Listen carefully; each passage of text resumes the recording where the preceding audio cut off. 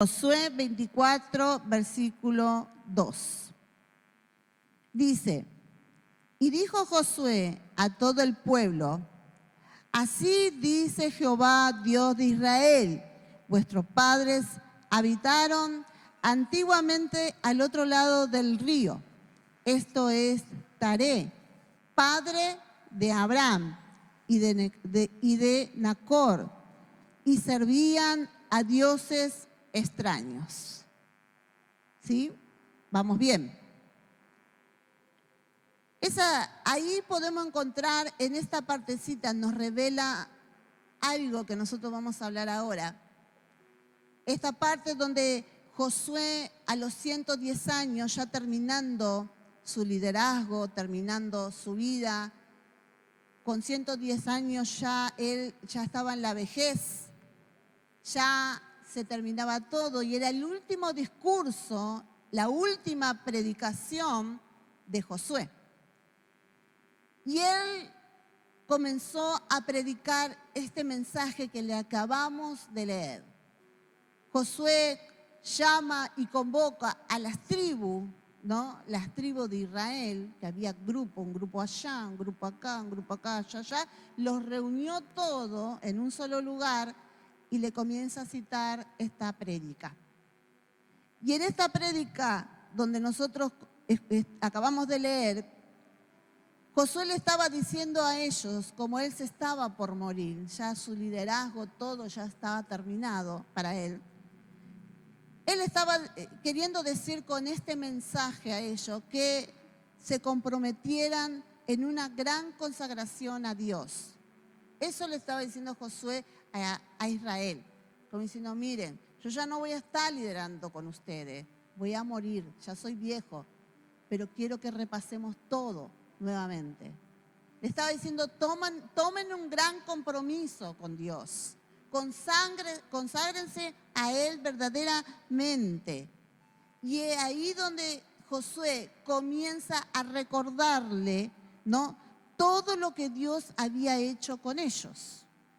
Qué tremendo que nosotros también tenemos que recordar todo lo que Dios hizo con nosotros, desde el día de donde nos sacó hasta el día de hoy. Debemos recordar todo lo que Él hizo por nosotros, hacer memoria para que no nos olvidemos que Él, cuán grande y cuán misericordioso fue con nuestra vida y que nosotros nos comprometamos con ese Dios que fue tan fiel, tan poderoso, tan milagroso con nosotros. Y Él estaba haciendo ese trabajo, no le estaba recordando todo lo que Dios había hecho con ellos. Y Él comienza desde el llamamiento de Abraham, comienza a decir, recuerden que cuando Dios llamó a Abraham, y ahí le cita, ¿no? Ahí comienza el relato, la historia, para que ellos se acordaran todo, ¿no?, desde el llamamiento de Abraham. Y ese relato a nosotros nos revela, ¿no?, nos revela a cada uno de nosotros cuando Dios llama a Abraham de la ciudad de Ur. Digan conmigo, Ur. La capital de la idolatría. Era una capital de la idolatría. Ahí vivía Abraham. Ahí vivía su padre y toda su familia en esa ciudad. ¿Cómo lo sabemos? Porque acá Josué está relatando y se está enfocando en la familia de Abraham. En ese momento Abraham estaba viviendo junto a su padre y a toda su familia y todos sus hermanos. Y toda la casa de Abraham, toda la familia de Abraham estaba en idolatría. Tenían ese estilo de vida. Y ahí nos revela algo que seguramente ustedes lo saben y seguramente también nosotros, por lo que leímos de Abraham, la historia, ahí nos está revelando que el padre de Abraham era un idólatra. Tremendo, ¿no? Pero Dios dice que había puesto los ojos en Abraham. Dios había puesto los ojos en este hombre llamado Abraham para convertirlo en una nación grande. Ya Dios lo miró. Ya Dios tuvo un deseo con la vida de Abraham. Y ya Dios dijo, voy a hacer esto con este hombre. Voy a hacerlo padre de multitudes, una nación grande. Y yo estoy segura que también Dios puso los ojos en vos y tu familia. Dios puso los ojos en vos. Dios puso los ojos en vos, en tu familia, en toda tu vida. Dios ya puso los ojos sobre toda tu vida. ¿Para qué? Porque Él va a hacer un propósito con vos. Él tiene un propósito. Él quiere hacer algo con cada uno de nosotros. Ya Él determinó hacer algo con Abraham. Y Él también determinó hacer algo con vos, con tu familia, conmigo y con mi familia. ¿Cuántos le dan un aplauso? Porque cuando Él quiere hacer algo, entonces algo bueno, se merece un aplauso. Y como Dios quería hacer algo con Abraham, lo primero que hace, Dios sabiendo que Abraham estaba en un entorno de idolatría, sabiendo que Abraham tenía a su papá, Taré, que se llama, idólatra, y Dios quería hacer algo con él. Lo primero que Dios hace con Abraham, le hace un llamado a él, donde la primera vez que Abraham escucha la voz de Dios. Y lo escucha por primera vez y le hace un llamado a Abraham. Dios quiere hacer algo con vos, pero te va a llamar y te va a pedir algo primero de hacer algo, de que ese propósito se cumpla en tu vida. Miremos Génesis capítulo 12, versículo 1. Ahí vamos a ver qué le dice Dios a Abraham. Génesis 12, versículo 1. Dice, pero Jehová había dicho a Abraham, vete de tu tierra y de tu parentela y de la casa de tu padre a la tierra que te mostraré. Dios quería convertirlo en un padre de multitudes. Dios quería bendecirlo en gran manera. Dios tenía un plan, sí, perfecto. Dios lo quería convertir en una gran nación. Dios quería darle victoria a Abraham. ¿Cuántos conocen la vida de Abraham? Bueno, ustedes van a saber lo que fue la vida de Abraham. A mí me apasiona la vida de Abraham, me identifico, mi familia me identifico, yo declaro eso desde que conocí al Señor. Dios quería darle una vida de victoria a Abraham. Dios le quería dar prosperidad a Abraham. Dios le quería dar protección a los hijos de Abraham, a los nietos y toda su descendencia de Abraham. Le prometió, le dijo, yo te voy a dar una protección divina a toda tu descendencia. Dios le prometió, Dios le quería dar una esposa libre a Abraham, porque Sara, la esposa de Abraham, era estéril, no podía tener hijos. Y Dios le quería dar la libertad de su esposa, quitar la esterilidad. Dios le quería dar a Abraham todas las bendiciones, toda la prosperidad que nosotros nos imaginamos, se la quería dar Dios a Abraham. Pero le pide algo antes de eso. Y Dios quiere darnos victoria a nosotros. Dios nos quiere dar protección, prosperidad, todo lo mismo que le dio a Abraham. Por eso estudiar la vida de Abraham, porque todo lo que Abraham obtuvo lo vas a tener vos también y lo voy a tener yo. Miren y lean la vida de Abraham. Entonces, antes de todo eso, Dios le dice, pero te quiero pedir algo antes que yo haga todo esto con vos. Le hace el llamado en Génesis capítulo 12, versículo 1. Le está pidiendo, con ese llamado le pide renuncia. Digan conmigo, renuncia. Dios sabía que dentro de la casa de su padre de Abraham no podía bendecir a Abraham. Dios sabía que si Abraham seguía en la casa de su padre idólatra, Dios sabía que si Abraham seguía en ese entorno, en ese estilo de vida de la idolatría, Dios no lo iba a poder bendecir. Entonces le pidió a Abraham, renuncia. Porque ellos estaban en la idolatría. Le dijo, renuncia.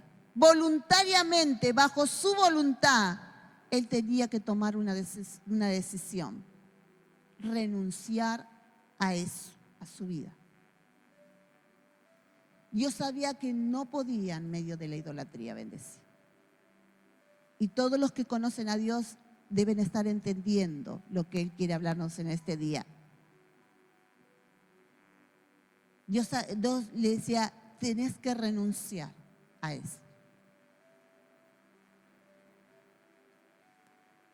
¿Qué habrá dicho Abraham? ¿Qué habrá hecho? ¿Qué habrá pensado Abraham? Un hombre, es el hombre más importante y conocido del Antiguo Testamento, es Abraham. Es muy famoso el nombre de Abraham, hasta los días de hoy. Miren ustedes, cuánto hace que pasó todo esto, pero seguimos nombrando el nombre de Abraham. Entonces, para Dios, la idolatría donde estaba Abraham le impedía bendecirlo a Abraham. Donde hay idolatría, le impide a Dios bendecir. La idolatría detiene las bendiciones de parte de Dios. Por eso Dios le dice, primero tenés que renunciar. Si vos salís de ahí, si vos renunciás a la casa de tu padre, que es un idólatra, que adoran a dioses, que viven en una ciudad de idolatría, si vos renunciás, yo voy a hacer todo lo que te dije que voy a hacer. Y vas a ver las bendiciones tremendas en tu vida.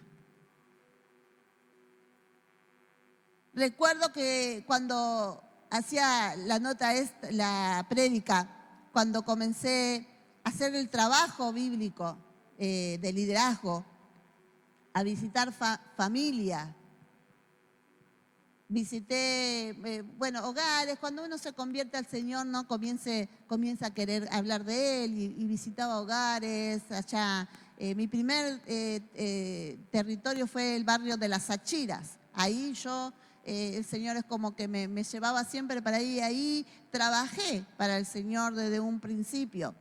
Y recuerdo que visité una chica, me decía, quiero que vayas a mi casa, que quiero que ores por mi familia, porque en mi casa está todo mal, todas las cosas, ¿no?, que uno pide que uno vaya a orar. Y cuando entré a su hogar, apenas entro, ¿no?, el living, había en una esquina de su living, jamás me lo voy a olvidar, un altar. Era el San la Muerte. Y era del tamaño como el pastor, más grande era. Un altar, pero grande, oscuro. Yo no podía creer, nunca había visto un altar tan lindo, lo tenía hermoso, porque yo nunca vi un altar así. Era un altar así, le había hecho como una cueva, así al San la Muerte, ¿no? Y estaba, no sé de qué lo había hecho, no sé, pero era el tamaño como el pastor más grande, con la capa negra, todo con la capa larga, no sé qué tenía en la mano, no me acuerdo, creo que es como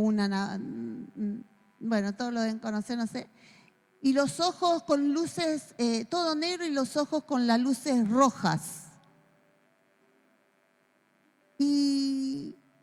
Y yo ahí entendía, ¿no? Y yo entendía que viendo esta familia, cómo estaba atrapado a la idolatría, a eso. Estaba atrapado a la idolatría, pensaba que eso lo protegía a ellos. Eso era una idolatría, ¿no?, que tenía esa familia. Y ellos idolatraban a esta imagen, ¿no? Lo idolatraba, confiaban y decían que eso lo protegía a ellos. Un hogar bajo la idolatría. Cuando yo entro, un frío en la casa, unos pleitos, unos problemones tenían, pero ellos confiaban y estaban atrapados a la idolatría. Ellos pensaban que esas cosas iban a adorar, y eso se llama dioses falsos. Digan conmigo, dioses falsos. Adoraban a ese Dios falso, lo tenían en el living, grandote, inmenso. Y aunque uno como cristiano diga, ay, Jesús, ¿cómo puede hacer eso? Yo nunca en mi vida hice eso. ¿Cómo pueden hacer esas cosas? Pero nosotros como cristianos también muchas veces adoramos a dioses falsos. Muchas veces como cristianos tenemos la idolatría en nuestras vidas. Es el gran pecado. Es el gran pecado para Dios, porque de la idolatría salen un montón de cosas que nosotros podemos llegar a tener en nuestra vida. Muchas veces en el mundo tal vez no adoramos. Yo en mi vida nunca fui a una bruja, nunca hice brujería ni nada, pero muchas veces también ustedes, yo tampoco, pero cuando nos convertimos a cristianos, nos volvemos más idólatras que cuando estábamos en el mundo. Comenzamos a tener una lista larga de dioses falsos en nuestra vida. ¿Por qué? Porque la idolatría que levantamos a dioses falsos es donde ahí nosotros pecamos y le quitamos el lugar que le corresponde a Dios. Le quitamos ese lugar que le corresponde a Dios en nuestro corazón. Eso se llama idolatría. Y hasta que no renunciamos a esos actos, no vamos a alcanzar victoria. Por eso Dios le invitaba a Abraham que renuncie, porque sabía si él estaba en medio de esa idolatría, jamás alcanzaría la bendición que Dios tenía para él.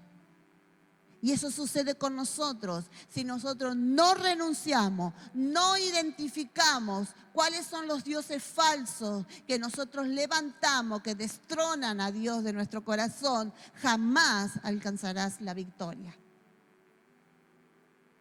Y que espero que hoy el Espíritu Santo traiga la convicción de mostrarnos cuáles son esos dioses falsos que hemos levantado en nuestro corazón y que destronó a Dios en nuestro corazón. Y que lo que nosotros tenemos que hacer en este tiempo de santificar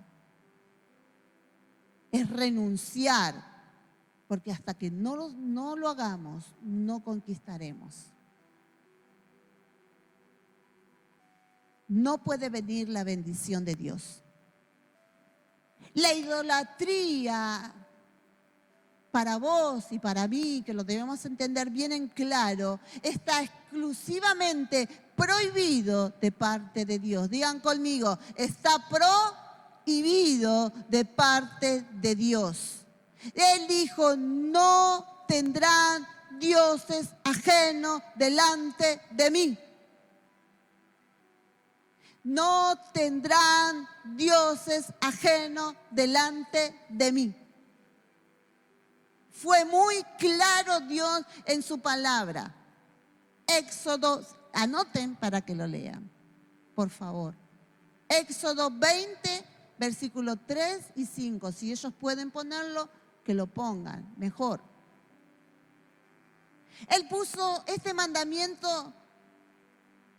Él puso Éxodo 20, versículo 3 al 5. Él mismo puso este mandamiento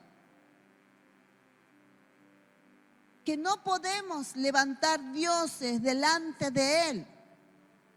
Lo prohíbe. Esta sociedad es muy idólatra, ya lo sabemos, ¿o no? Muy idólatra y cada vez se levantan más, buscan a alguien en quien creer, en quien apoyarse, en quien confiar.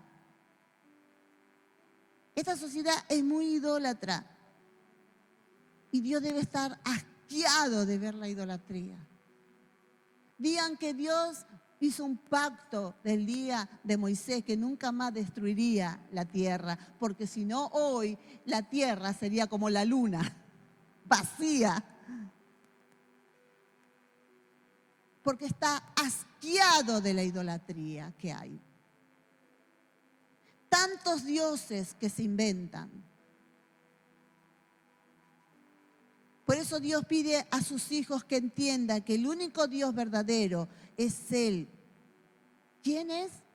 Es Él. El único Dios verdadero es Él. El único que tiene el trono en tu corazón es de Él. Ese asiento es de Él. No es de un Dios falso. Es de Dios el asiento del trono que está en tu corazón.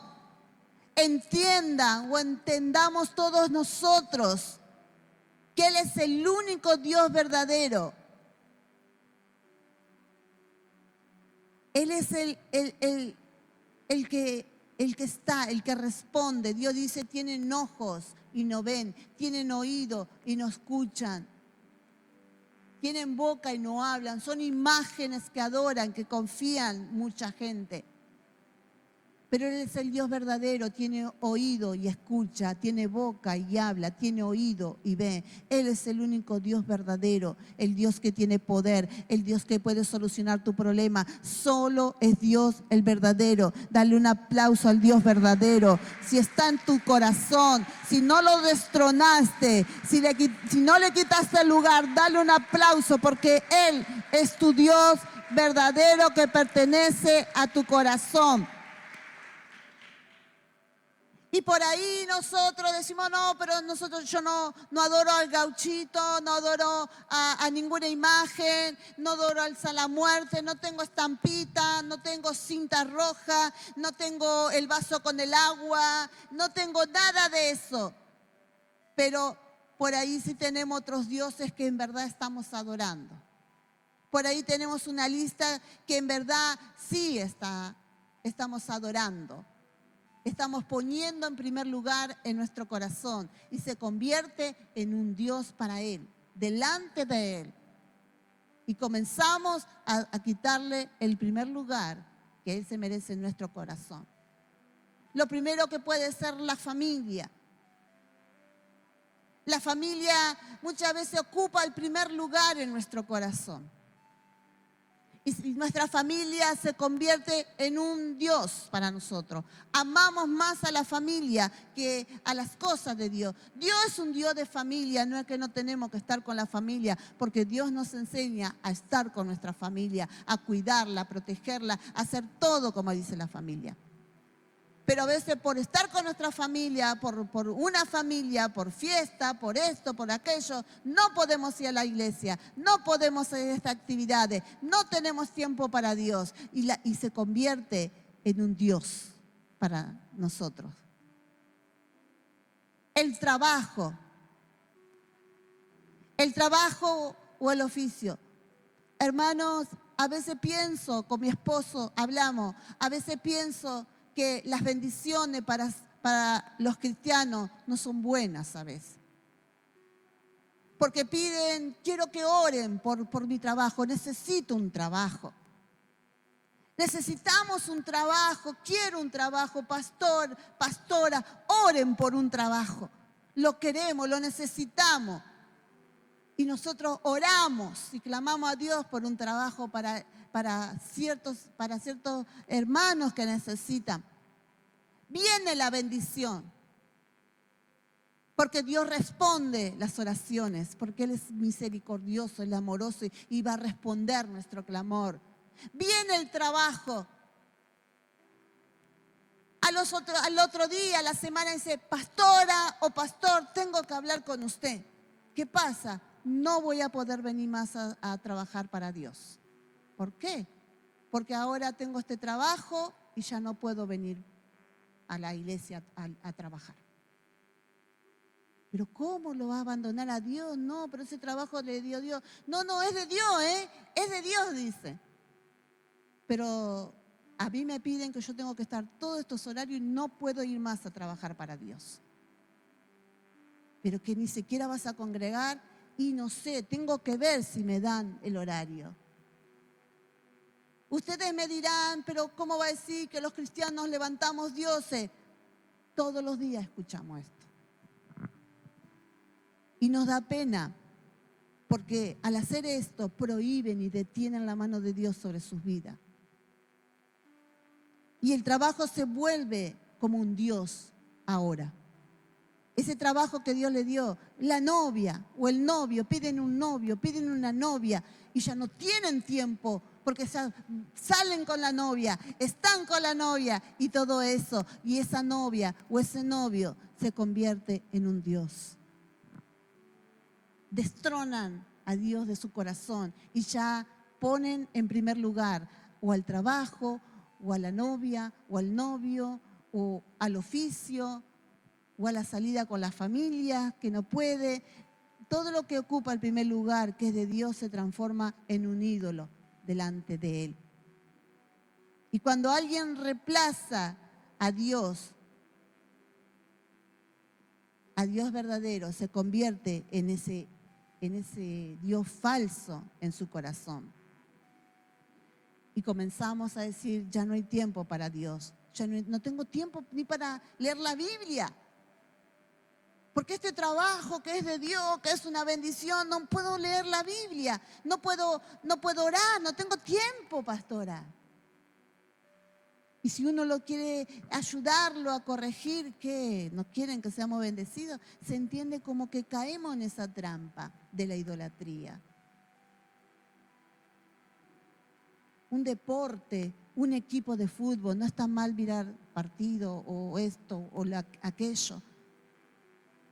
Pero nunca un deporte, un equipo puede dominar mi sentimiento, hacerme enojar, hacerle fallar a Dios en su palabra, insultar, enojarnos porque perdió, porque ganó. Se convierte en un Dios, fallándole a Dios, a su palabra. Y es un Dios, pongo mi esperanza en ese equipo, pongo mi esperanza en ese deporte. Y se convierte en esa idolatría. ¿Cuántas veces hemos visto esto? Por eso Dios nos marcó esta palabra en este tiempo de santificación, que nosotros podamos arrancar todo esto. Porque cuando hacen esto, comienzan a levantar esos dioses en su corazón. Todo para ellos vuelve para atrás. Porque dice Dios que Él no soporta la idolatría. La bendición se detiene. Como le dijo a Abraham, renuncia a eso, porque si no, no podré bendecirte donde estás. Y la persona que comienza a levantar un Dios falso, destronando al Señor, quitándole el primer lugar, y ya el primer lugar es el trabajo o es esto o lo otro, como recién dije, esa persona lamentablemente comienza a retroceder nuevamente para atrás. ¿Cuántas veces nos pasó una hermana, me acordaba siempre, que tanto hablamos, tanto la ayudamos, vivía en el alcohol esta hermana? Vivía en el alcohol, le hablamos del Señor, le hablamos de la iglesia, comenzó a congregar, comenzó a ir a la iglesia, cambió su vida tremendamente, ya no tomaba alcohol. Pero ¿qué pasó? Un trabajo. Le llegó un trabajo a su vida. Y ya no la comencé a ver más en la iglesia. Con mi esposo, como siempre, le vamos a estar llamando cuando no lo vemos. Tal vez muchos dirán, qué pesado el pastor, la pastora. ¿Por qué me manda mensaje? Y le hablábamos, tenés que volver. No, es que no tengo tiempo, me exigen que haga esto. Pero aunque sea bebote, eso no, o sea, no sabemos cómo decirle sin lastimarle, que no es de Dios ese trabajo, que es del diablo. A veces hay trabajo que es del enemigo y hay trabajos que son de Dios. Hay que saber discernir o manejarlo y no permitir que me domine. Y esta mujer, no tengo tiempo, no puedo, le mandábamos mensajes, le hablábamos, tenés que volver, tenés que esto, todo el trabajo que nosotros tenemos que hacer, que seguramente vos lo haces con algún hermano que no ves en la iglesia. ¿Qué pasó? Comenzó a tomar alcohol nuevamente. Todo para atrás se le fue otra vez. Comenzó a tomar alcohol. Hasta que una vez nos llegó la noticia que había fallecido la mujer. Y decíamos, ¿qué pasó? ¿Qué pasó con ella? No lo podemos creer, si estábamos hablando. Dice, ella salió a tomar alcohol, vino tan borracha que se cayó de la terraza y se rompió la cabeza. Todo volvió para atrás. Cuando nosotros le decíamos, tenés que volver. Dioses levantamos como cristianos que a veces no nos damos cuenta tal vez, que son trabajos. Esa bendición que Dios te dio, lo abandonás a Dios por ese trabajo. Y Dios sabe que vas a volver todo para atrás porque Él no estaría ahí en eso. Él prohíbe la idolatría y debemos conocer bien la palabra. Y yo me recordaba tantos casos que veo de esto. Y que digo, Señor, ayúdanos a sacar, a renunciar y a destronar todo lo que quitó el primer lugar en nuestro corazón. Él es un Dios celoso. Digan conmigo, un Dios celoso. Él es celoso. Y una persona que es celosa, si mi esposo, yo puedo ser celosa. A veces, no es bueno ser celosa. ¿Cómo puede ser Dios celoso? Pero una persona, si uno dice, ¿cómo puede ser una persona celosa? Es porque una persona cuando está celosa es porque te ama. Dios es celoso porque no te quiere compartir con otro Dios. Dios es celoso porque te ama.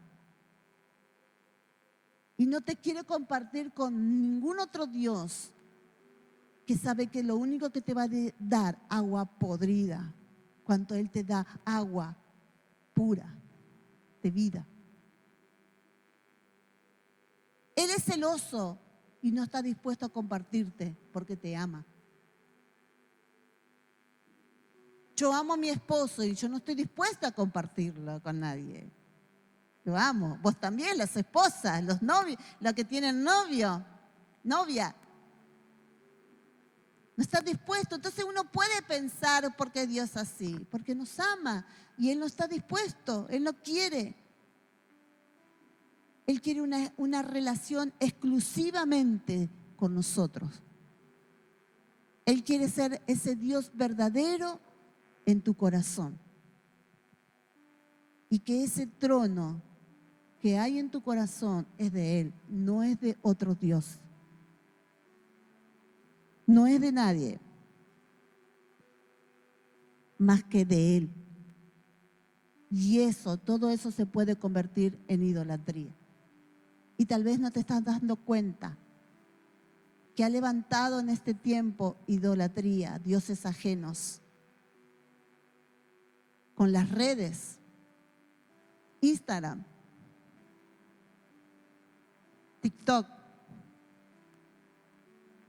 No tenemos tiempo ni para orar, ni para leer la Biblia, porque estamos en las redes, estamos con el celular. Nuestra primer conexión cuando nos levantamos, el celular. Dioses. Él es el primero que tiene que estar en tu corazón, y en tu corazón, en tu vida. historia de Israel que han caído en fracaso fue por causa de adoración. Ustedes conocen la historia. Mientras Moisés estaba intercediendo por ellos, Dios en la montaña le estaba diciendo: Moisés, lo digo con mis palabras, Moisés, fíjate que mi pueblo no levante dioses ajenos. Mientras Dios le estaba hablando en la montaña allá arriba a Moisés, ellos estaban haciendo un dios abajo. Donde se descuidaba, ellos decían: levantemos un Dios. Y ahí venía nuevamente el fracaso y la ira de Dios sobre ellos, porque ellos sabían que la idolatría para Dios no estaba. Entonces, es muy malo delante de Dios. Y uno lo que en este tiempo debemos es renunciar. ¿Qué le pidió a Abraham? Renunciar. Renunciar a todo aquello que rechaza, que le quita el primer lugar en nuestro corazón al Señor. Tal vez puede ser algo o alguien, pero ese algo o ese alguien no puede hacer lo que Dios puede hacer en tu vida. Ese trabajo no puede hacer lo que Dios puede hacer con vos. Solo te puede dar un sueldo, hasta ahí nomás. Pero ese trabajo no te va a traer sanidad, liberación, restauración. Solo Dios. Y que hoy podamos renunciar a todo aquello que sin darnos cuenta, tal vez no nos dimos cuenta. Pero hoy el Señor nos está hablando.